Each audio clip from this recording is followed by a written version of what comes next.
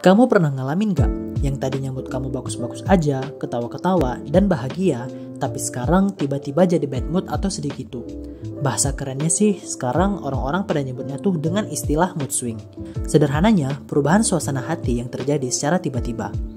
Tapi kamu tahu nggak kalau ini dibiarkan terus-menerus, atau bahkan sudah dianggap berlebihan, ini malah nggak bagus loh buat kesehatan mental kamu, atau bisa jadi kamu mengalami yang namanya bipolar disorder atau gangguan bipolar. Eits, tunggu dulu, kamu gak boleh terlalu cepat self-diagnosis diri kamu sendiri kayak gitu. Makanya, kali ini di channel Asa Growth kita bakal ngebahas tentang bipolar disorder. Teman Asa, nanti ikuti penjelasannya dengan baik ya. Yuk kita belajar sama-sama. Sebenarnya bipolar itu apa sih? Dilansir dari National Institute of Mental Health, bipolar adalah salah satu gangguan mental yang menyebabkan penderitanya mengalami perubahan ekstrim pada suasana hati atau mood, energi, konsentrasi, hingga kemampuan untuk melakukan aktivitas sehari-hari. Sederhananya, kayak yang udah kita sebutin di awal tadi, mood swing yang udah berlebihan yang bisa berakibat fatal pada aktivitas penderitanya sehari-hari. Kalau mood swingnya cuma sekedar mood swing biasa, ya itu berarti belum bisa dikatakan bipolar ya teman Asya. Perlu kita garis bawahi bahwa bipolar itu perubahan drastis yang bukan hanya terjadi pada suasana hati atau mood aja nih, tapi juga drastis terhadap energi, konsentrasi, bahkan fatalnya sampai mempengaruhi aktivitas penderitanya sehari-hari. Data dari World Health Organization atau WHO menyatakan bahwa ada 46 juta orang di dunia yang mengalami gangguan bipolar. Wow, banyak juga ya. Umumnya nih, gangguan bipolar sering muncul pada fase remaja akhir atau dewasa awal. Terkadang gejala bipolar juga dapat muncul pada anak-anak maupun ibu hamil. Walaupun gejalanya ya dapat bervariasi dari waktu ke waktu. Untuk pemulihannya, gangguan bipolar biasanya memerlukan treatment seumur hidup, yang artinya nggak bisa sekali terapi langsung sembuh. Penderita bipolar harus mendapatkan penanganan profesional yang tepat biar kondisinya bisa berangsur-angsur membaik. Nah, teman Asya, kira-kira faktor apa aja sih yang dapat menyebabkan seseorang memiliki bipolar? Biar teman Asya nggak self-diagnosis lagi, yuk kita bahas lebih lanjut. Yang pertama tuh ada faktor biologis. Faktor ini tuh bisa dibawa dari beberapa hal, salah satunya faktor genetik. Orang yang mempunyai keluarga dengan riwayat gangguan suasana perasaan atau bipolar disorder itu beresiko 2-3 kali lebih besar untuk mengalaminya. Selain genetik, struktur dan fungsi otak ternyata juga berpengaruh loh teman Asya. Beberapa penelitian menunjukkan bahwa struktur otak orang yang mengalami gangguan bipolar berbeda dengan struktur otak yang tidak mengalami gangguan bipolar. Next, faktor biologis terakhir adalah ketidakseimbangan zat kimia pada otak. Di dalam otak kita tuh sebenarnya ada beberapa hormon yang mempengaruhi diri kita. Misalnya level serotonin, dopamin, serta norepinefrin yang tidak seimbang. Apa sih fungsi hormon-hormon ini di dalam otak?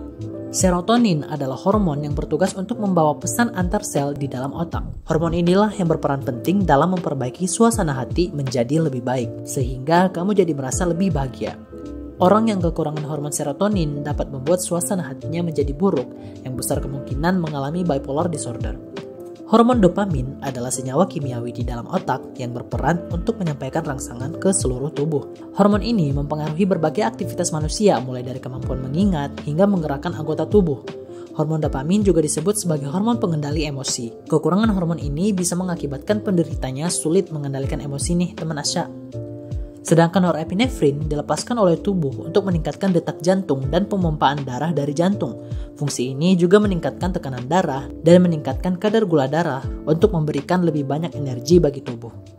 Jadi nggak ada tuh lemes atau lesu gitu teman Asya. Kalau tadi kita udah bahas dari sisi faktor biologis, ternyata bipolar disorder juga bisa terjadi melalui faktor sosial loh teman Asya. Misalnya, penderitanya pernah mengalami kejadian yang menimbulkan trauma dan kurangnya social support dari lingkungan keluarga atau pertemanan. Biasanya penderitanya tuh orang yang mengalami kesendirian atau loneliness, orang yang hidup sendirian dalam artian gak punya teman atau orang untuk berbagi cerita. Ternyata berisiko 80% lebih besar untuk mengalami depresi dibandingkan dengan orang yang hidup bersama orang lain. Selain itu, ternyata hubungan pernikahan juga bisa mengakibatkan penderitanya mengalami bipolar disorder loh teman Asya. Namun gak semua hubungan pernikahan loh ya. Gangguannya tuh muncul terutama ketika terjadi ketidakpuasan hubungan pernikahan atau bahkan sering mengarah pada depresi. Bisa juga karena adanya toxic relationship bahkan setelah terjadinya pernikahan. Penelitian Bruce dan Kim pada tahun 1992 dalam Barlow et al. 2018 menemukan 21% perempuan yang bercerai mengalami depresi berat 3 kali lebih tinggi dibandingkan dengan perempuan yang masih bertahan dalam hubungan pernikahan. Karena itu, teman Asya harus pintar-pintar nih dalam memilih pasangan, apalagi untuk sampai ke jenjang pernikahan. Karena kalau sudah sampai ke jenjang ini, itu risikonya seumur hidup akan tinggal bersama pasangan. Jadi tetap harus diperhatiin juga ya, jangan sampai udah nikah pun masih ada yang toxic relationship. Oke deh teman Asya, mungkin untuk video ini segitu dulu ya kita bahas tentang bipolarnya. Nanti masih ada 2 part lagi yang akan kita bahas mengenai bipolar di video lainnya. Jadi teman Asya jangan sampai ketinggalan ya. Tetap pantau terus channel Asya Growth biar teman-teman dapat insight baru seputar psikologis dan kesehatan mental. Terima kasih buat teman Asya yang udah stay sampai akhir video ya. Semoga bisa menambah wawasan baru untuk kita semua. Sampai jumpa di video berikutnya.